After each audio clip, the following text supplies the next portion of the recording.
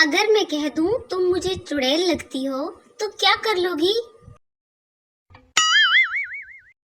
मुझे फुर्सत ही कहाँ कि मौसम सुहाना देखूं।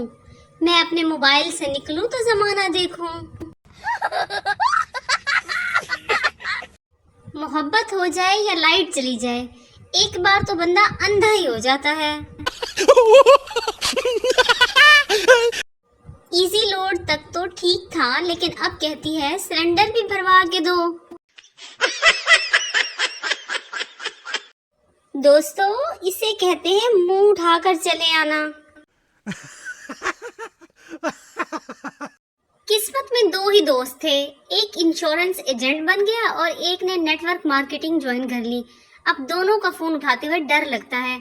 एक मरने के फायदे बताता है और दूसरा टोयोटा लैंड क्रूजर के सपने दिखाता है, जबकि खुद दोनों के पास सेकंड हैंड बाइक है।